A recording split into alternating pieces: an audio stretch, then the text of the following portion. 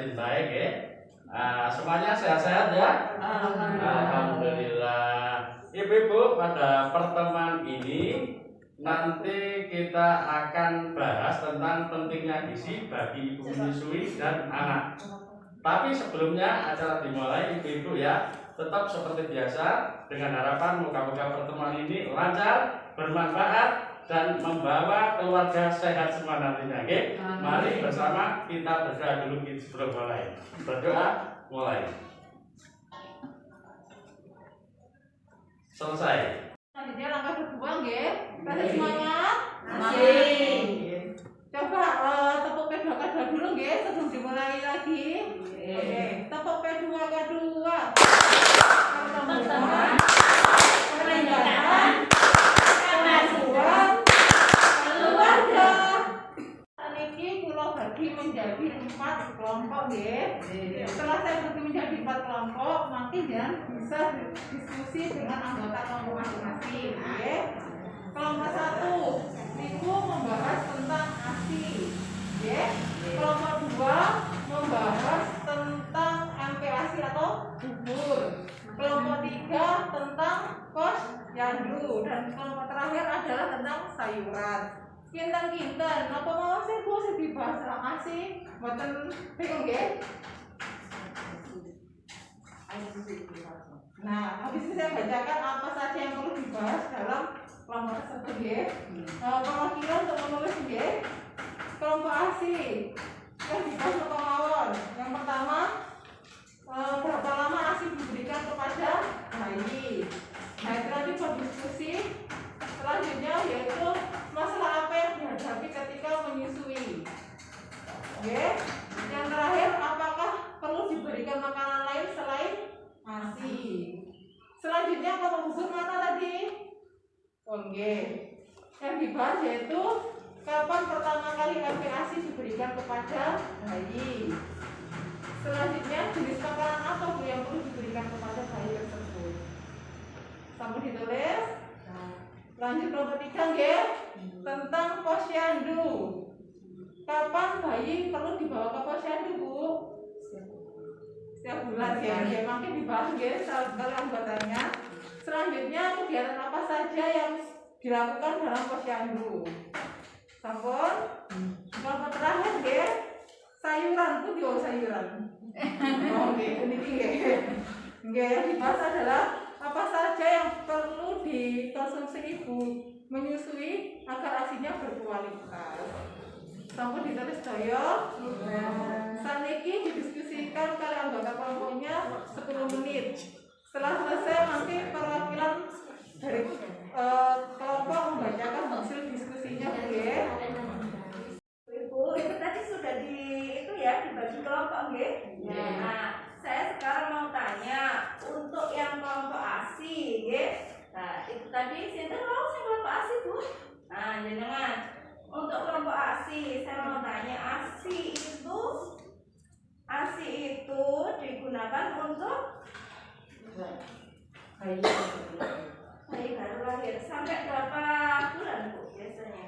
6 bulan.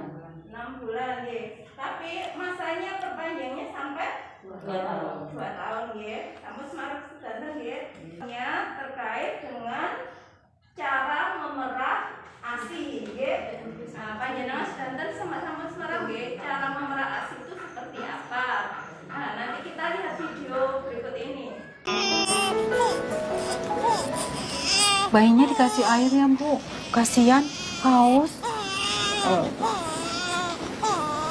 Bayi menangis tidak selalu berarti haus atau lapar, Bu. Bisa juga karena popoknya basah. Bayi merasa ngantuk atau tidak nyaman. Coba, sini saya gendong. Wih, pinter. Ayo, nggak boleh rewel ya. Ibu, Bapak, bayinya diberi ASI saja ya, mulai sekarang sampai 6 bulan ke depan. Ingat, bayi baru lahir itu lambungnya masih sangat kecil, Bu. Bayi 1-2 hari itu masih sebesar kelereng. Setelah 3 hari ukurannya membesar menjadi sekitar bola bekel. Kemudian mencapai 10 hari lambungnya bertambah membesar hingga sebesar bola pingpong. Oh, kecil sekali ya? Jadi kalau kayak gitu ASI aja udah cukup. Bayi memang tidak bisa minum banyak, tapi pasti sering minta minum. Semakin sering ASI diberikan, semakin banyak ASI keluar. ASI makanan yang terbaik buat bayi loh, Bu. Oh gitu. Jadi kalau dikasih pisang, Aduh, kasihan Bu, lambungnya kan masih kecil. tapi katanya badan bayi bisa jadi lebih berisi kalau dikasih pisang. Pisang bisa diberikan, Bu, tapi nanti ya nunggu bayi setelah umur 6 bulan sampai pencernaannya baik untuk mencerna makanan. Jadi menyusuinya cuma sampai 6 bulan. Oh jangan, Bu, ASI tetap diberikan sampai bayi umur 2 tahun. Itu lebih bagus. Kalau begitu, dulu saya betul dong Bu Bidan. Semua anak saya dulu ASI-nya sampai 2 tahun lebih. Iya, betul. ASI diberikan sampai 6 bulan bersamaan dengan makanan pendamping ASI atau MPASI. Dan setelah 6 bulan, jangan lupa loh Bu, diberi vitamin A dosis tinggi setahun 2 kali. Iya. Setahun 2 kali ya. Coba Ibu susui kembali bayinya. Iya. Jangan ragu loh Bu, memberikan ASI pagi, siang, dan malam semau bayi. Tapi jika Ibu terpisah sementara dengan bayi, ASI bisa diperah. Dan pengasuh bisa memberikannya dengan sendok atau gelas kecil. Memangnya ASI bisa disimpan?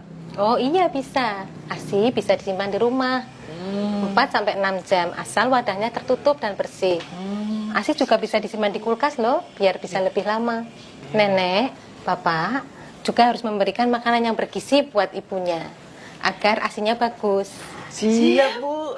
Iya, lihat bayinya sudah tenang mendapatkan ASI dari ibunya. Jadi nggak perlu beli susu formula, madu atau pisang. Iya, ASI gratis. Nggih, sampun nggih dipersani filmnya niku wau nggih. Di sini sekarang setelah jenengan persani videonya tadi, saya mau tanya hasil dari video tadi, nggih. Apa artinya memberikan ASI saja? Sinten sing saged jawab? Nggih. Kita hanya memberikan air susu itu saja tanpa memberikan makanan pendamping. Oh, jelas ya, karena usia bayi masih kecil ya, jadi lambung bayi hanya sebiji kelereng, jadi belum bisa Bu dikasih makanan lain kecuali ASI, ngaten nggih?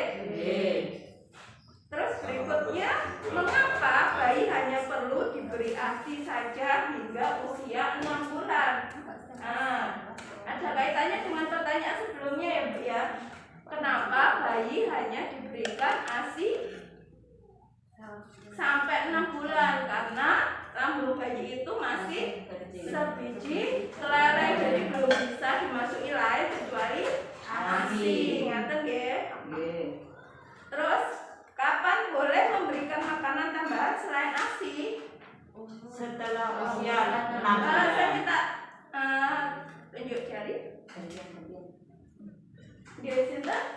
setelah usia 6 bulan. Oh, setelah usia 6 bulan. Jadi setelah 6 bulan baru lambung bayi kuat nggih untuk menerima tambahan asupan gizi lain, ngaten nggih? Namanya MPASI. Berikutnya, setelah 6 bulan diberi ASI saja, sampai umur berapa anak sebaiknya tetap diberi ASI? 2 tahun. 2 tahun. Terus bagaimana menyimpan ASI? Nah, ini sing ibu-ibu sing nyambut hamil nggih biasanya nggih, gimana cara menyimpan ASI yang benar biar tidak basi? Ngoten lho. Gimana Bu? ASI diperah, dimasukkan ke dalam botol yang steril, Nggih. dimasukkan ke freezer. Oh, ngeten nggih. Jadi di freezer khusus ASI itu bisa sampai 6 bulan nggih Bu nggih.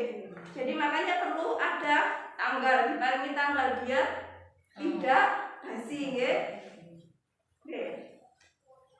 Terus kita bisa lihat itu Bu di buku pintar panjenengan terkait cara memerah. Nggih. Cara memerah halaman 18 monggo dibersani.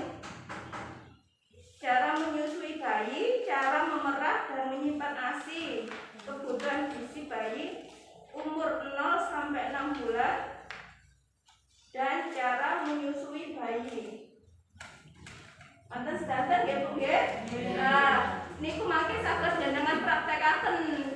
memerahnya.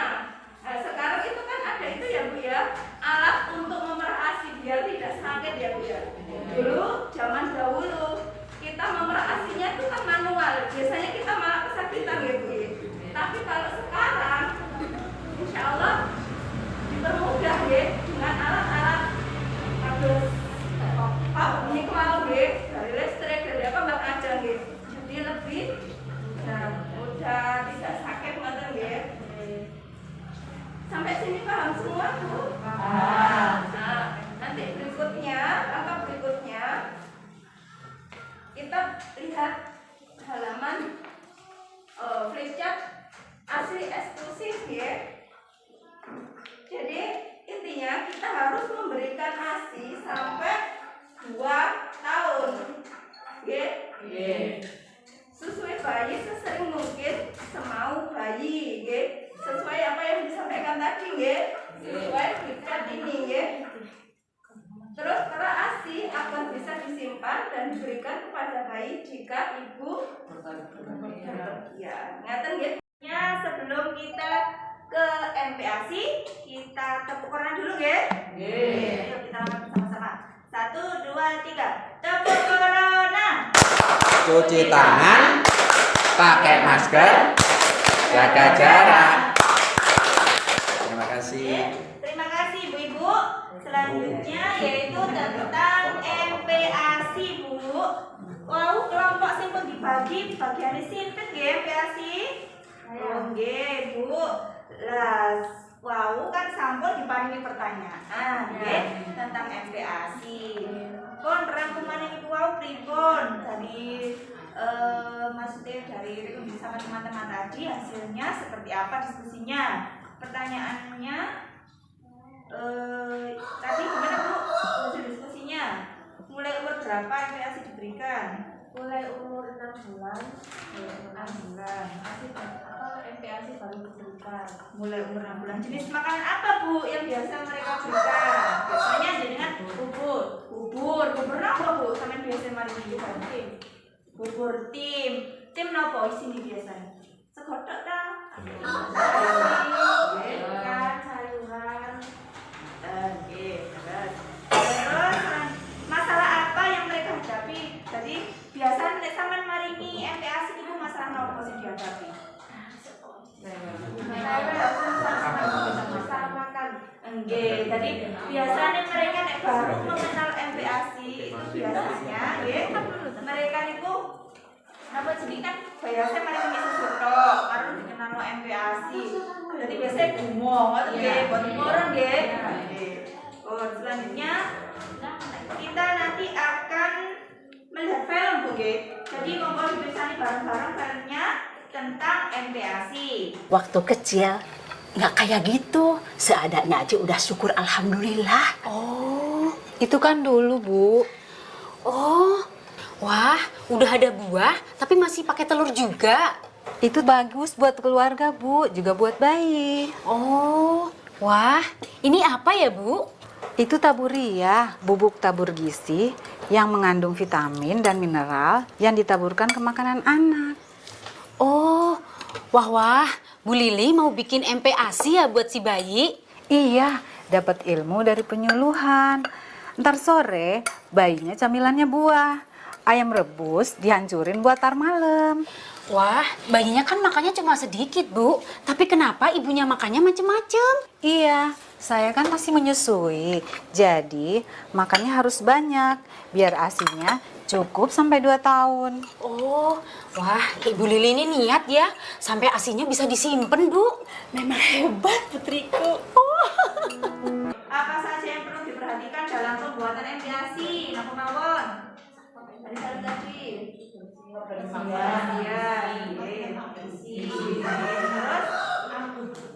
tekstur, ya. Jadi ada tahapan yang harus diberikan. Jadi nggak langsung dikasih nasi, ngerti ya? Biar tahapan mulai dari bubur, terus dicampur yang sudah dilumatkan, baru terakhir nanti makanan keluarga, ya. Terus bagaimana menjaga kebersihan MPASI? Kenapa mau menjaga kebersihan MPASI? Dicuci yang bersih belum. Nggih, terus Peralatannya harus bersih. nggih, leres. Terima kasih Bu Ibu jawabannya nggih. Jadi monggo ditulis selanjutnya tentang MPASI, makanan pendamping ASI secara bertahap mulai usia 6 bulan. Jadi Bu, umur 6 sampai 9 bulan, makanan lumat 2 sampai 3 kali sehari dan makanan selingan 1 sampai 2 kali sehari. Oke, jadi makanan selingan ini bisa berupa buah atau biskuit dengan porsi 2 sampai 3 sendok, makan setiap kali makan hingga setengah mangkok. Oke. Jadi pun kata-kata begitu anaknya napa ku jenenge ketok luar maem ben sak jam diulang saja mungkin. Biasa anak melakar nggih. Jadi disesuaikan nggih. Terus jangan lupa teksturnya kalau 6 sampai 9 bulan masih berupa bubur. Nggih. Terus umur 9 sampai 12 bulan yaitu makanan lembek atau dicincang 3 sampai 4 kali sehari dan makanan selingan yang dapat dipegang anak 1 sampai 2 kali sehari. Berikan setengah hingga 3,5 mangkok. Jadi nek umur 9 sampai 12 bulan ini bisa sudah diajari makan sendiri, dikasih kursi khusus untuk makan, nggih.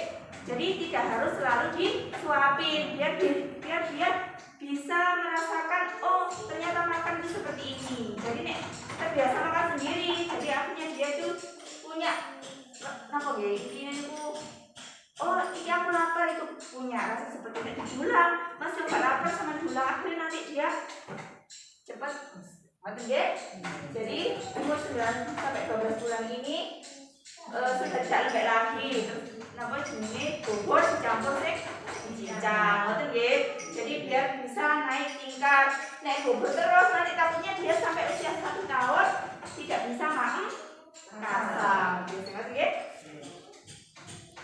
Terus ASI umur 12 bulan ke atas anak diberikan makanan keluarga. Jadi 1 tahun ini setidaknya mereka sudah bisa masakan yang sama dengan semua. Oke, jadi nggak harus bisa lagi masakannya. Terus, jadi ASI tetap diberikan, kemudian ASI tetap diberikan, oke. Jadi meskipun dia MPASI, dia harus tetap diberikan ASI. Wah, mas mari kemulan mas dari ASI, jangan ya. Jadi selama keluar ASInya tetap harus diberikan, jangan diganti susu formula. Pada umur 6-19 makanan lumat ya, terus makanan lembek dicincang sami-sami sedikit. Sebenarnya ajari anak makan sendiri dari sendok dan minum sendiri dari gelas. Perhatikan kebersihan makanan. Terus selanjutnya mau dibuka buku pintar Bu. Jadi buku pintar ini sama dengan buku pink yang jenengan punya balita ya. Jadi buku ibu dan anak itu sama isinya dengan buku pintar ini. Jadi nek jenengan nih, ada juga yang fotokopi. Buku pink itu aja yang punya balita dibuka. Halamannya halaman 42 insya Allah Bu. Lalu beriku namanya bisa jenengan baca tentang MPASI. Kenapa cara membuat MPASI ya? Cara membuat makanan selingan ada di situ semua. Paham ya Bu? Jenengan tadi kan sudah dibentuk per kelompok nih. Masing-masing kelompok saya minta perwakilan 2 orang menjelaskan tentang hasil obrolan mengenai posyandu. Mungkin ada yang bersedia sih posyandu itu nopo obrolannya lalu nopo hasilnya sakit lawan monggo kita panjangkan sakit ketaraan ini monggo posyandu itu nopo Yang kedua adalah pelayanan terpadu yang dibutuhkan untuk ibu hamil dan balita. Tepuk tangan untuk ibu ya. Ada lagi untuk kelompok berikutnya minta perwakilan untuk kelompok berikutnya posyandu apa itu? Akan sebuah film tentang posyandu. Jadi apa manfaat posyandu? Jadi panjang cek Semarang ya. Cek Semarang oh anak tak kawan posyandu itu manfaatnya apa? Mari kita lihat komentaran filmnya Ibu.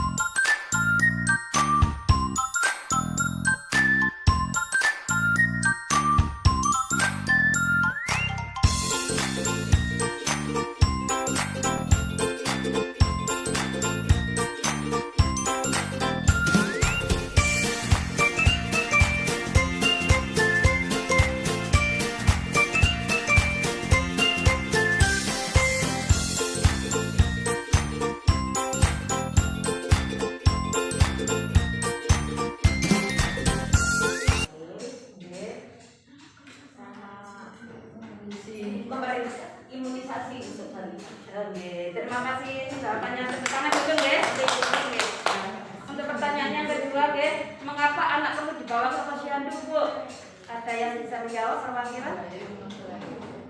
Untuk mengetahui perkembangan berat badan. Terima kasih atas jawaban. Tepuk tangan dulu ya. Tidak datang ke posyandu, rugi dong. Sekali lagi tidak datang ke posyandu, rugi dong. Tepuk tangan dulu ya. Jadi gini Ibu, kita sudah pelajari tentang posyandu dan untuk pemenuhan gizi. Nah sekarang panjenengan bisa melihat buku pintar ya, halaman 37 Ibu. Buku pintarnya dibuka. Ada yang kesulitan untuk mencari buku pintarnya halaman 37? Ada yang kesulitan Ibu? Ini gambarnya untuk buku pintar halaman 37 ya. Bisa ada yang kesulitan? Sudah semua ya buku pintarnya? Di situ panjenengan bisa membaca hasil buku pintar ya. Untuk selanjutnya akan saya sampaikan bahwa manfaat posyandu ini ada 6. Manfaat posyandu ada 6. Yang pertama, mendapatkan informasi dan pelayanan kesehatan bagi ibu, bayi dan anak balita. Jadi panjenengan kalau ke posyandu itu banyak sekali manfaatnya. Karena apa? Di posyandu akan diberikan ilmu tentang pendidikan kesehatan. Ilmu itu sangat bermanfaat untuk panjenengan yang hamil atau balita atau anak-anak yang perlu untuk mengetahui pemantauan kesehatannya. Yang kedua, memantau pertumbuhan anak balita sehingga tidak menderita gizi kurang atau gizi buruk. Jadi kalau panjenengan ke posyandu di sini Ibu, panjenengan akan mendapatkan vitamin. Kita betul. Sakit sinten? Sakit atau pelayanan kesehatan atau petugas kesehatan vitamin apa mawon Bu yang diberikan untuk balita panjenengan? Yang sudah diberikan vitamin A. Vitamin apa lagi? Selain vitamin A? Kenapa Bu? Nama vitamin A mawon. Yang ketiga, mendapatkan kapsul vitamin A. Jadi setiap posyandu pasti diberi vitamin A Bu. Yang keempat, memperoleh imunisasi lengkap. Saya mau tanya, apakah ibu-ibu ini balitanya sudah lengkap apa belum imunisasinya? Yang sudah lengkap siapa?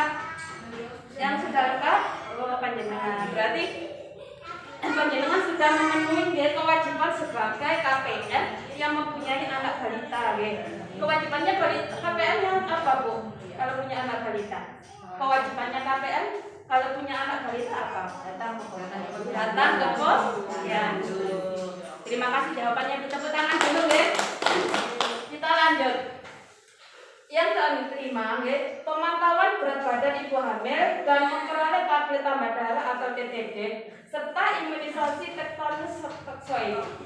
Jadi gini, kalau ibu-ibu yang hamil itu kan tidak boleh kekurangan darah, biar tidak anemia. Jadi kewajiban panjenengan ini wajib ke posyandu untuk mendapatkan vitamin penambah darah. Biasanya apa Bu kalau ke posyandu vitaminnya jenisnya apa? Napa? Kapsul. Namanya napa? Semacam sangubian ngaten nggih. Yang tiap hari untuk ibu hamil itu wajib diminum satu. Jadi setiap hari panjenengan wajib minum kapsul penambah darah 1 Kemudian yang keenam, ibu nifas memperoleh kapsul vitamin A dan tablet tambah darah. Setelah melahirkan panjenengan tidak boleh putus. Tidak boleh putus dengan petugas kesehatan.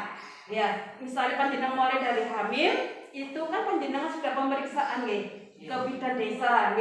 Nah, setelah melahirkan, panjenengan tidak boleh putus, tetap harus kontrol ke bidan. Karena apa di sini panjenengan termasuk ibu nifas, perlu vitamin, perlu tablet penambah darah. Sehingga panjenengan harapannya setelah mulai hamil sampai melahirkan, ini sehat. Ngaten Bu jangan lupa di sini ini ada bentuk ini bahwa anak ke posyandu tiap bulan hingga usia berapa tahun? 6 tahun. Terima kasih Bu. Baik, selanjutnya ibu-ibu kelompok sayuran tadi mana kelompok sayuran? Bisa diceritakan ibu menyusui?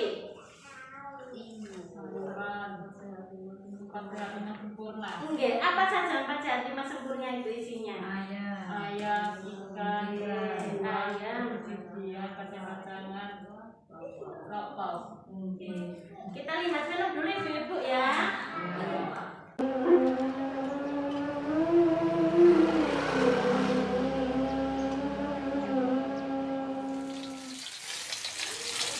Yang beli? Iya, Bu.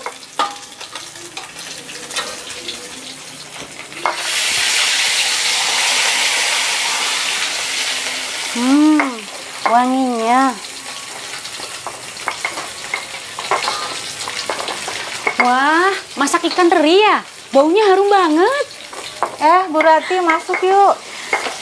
Ibu, bayinya tidur ya? Iya, baru aja habis disusuin. Oh, udah 9 bulan?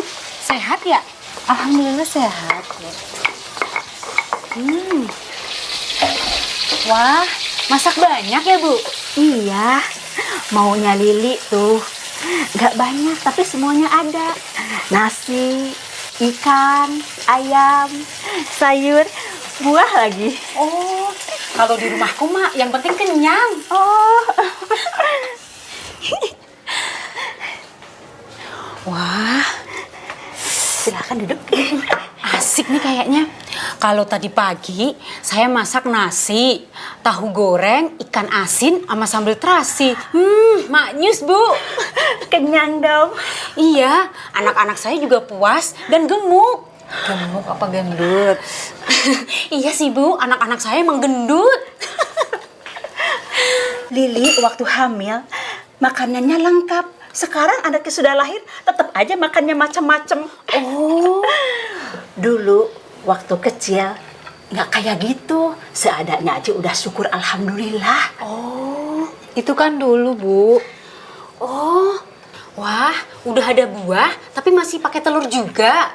Itu bagus buat keluarga, Bu. Juga buat bayi. Oh, Setelah kita lihat film ibu-ibu tadi sudah lihat film bersama-sama nggih. Jadi apa saja makanan yang harus dimakan oleh ibu menyusui? Di antaranya itu 4 sehat 5 sempurna. Di sana harus ada karbohidrat dari nasi, dari umbi-umbian, terserah nggih.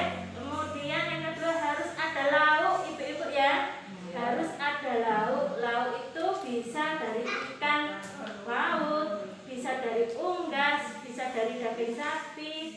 Selanjutnya ada sayuran. Sayurannya semua sayuran bebas ibu-ibu ya. Untuk ibu menyusui tidak boleh tarak Bu ya. Semua sayuran harus dimakan. Kemudian dilengkapi dengan buah. Bu, kenapa ibu menyusui itu makannya harus banyak?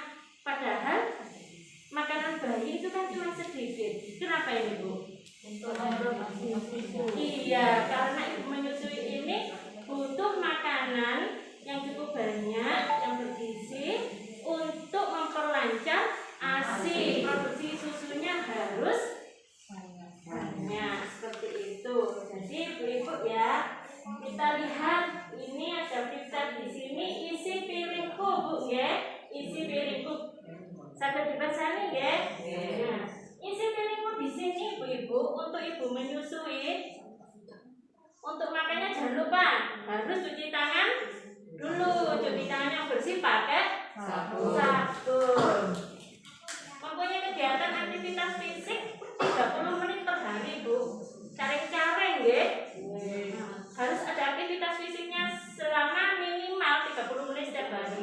Kemudian minum air sebanyak 12 sampai 14 gelas setiap hari. Nah, untuk makanan ibu menyusui ini Bu isi piringnya.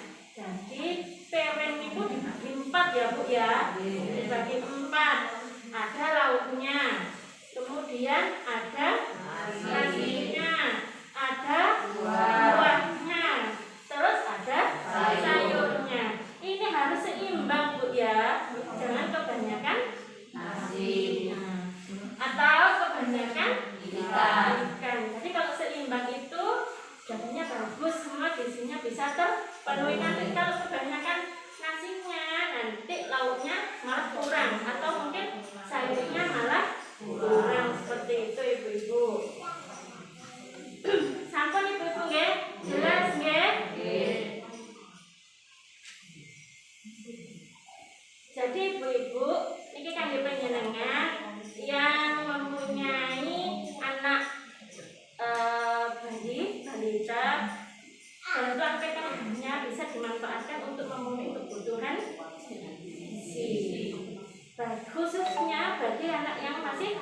menyusui, maka untuk apa namanya bantuan PKH bisa memanfaatkan untuk ini besok ya.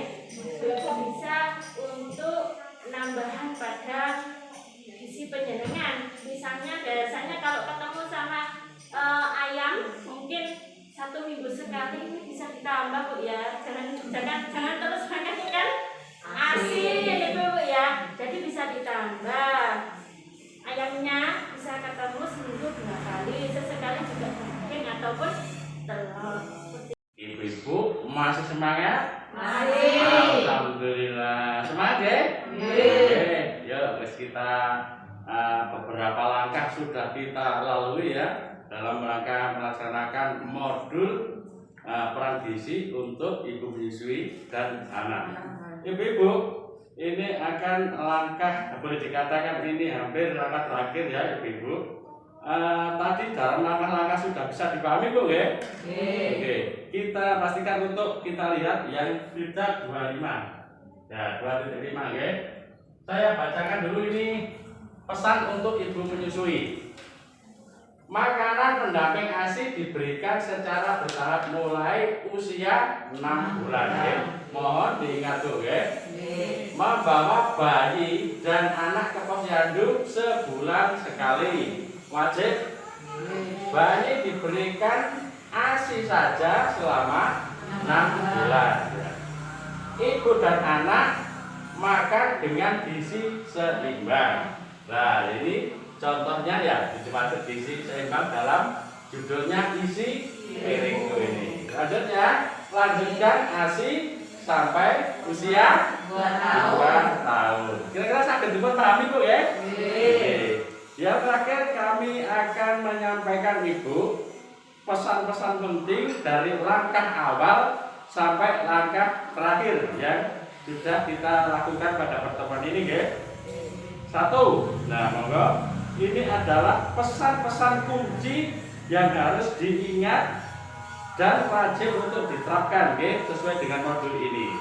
1. Bayi diberi ASI saja selama 6 bulan. Nah, ini 2. Lanjutkan ASI sampai 2 tahun.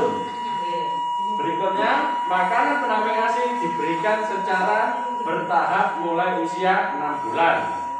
Berikutnya, membawa bayi dan anak ke posyandu sebulan sekali. Nama Bu ya.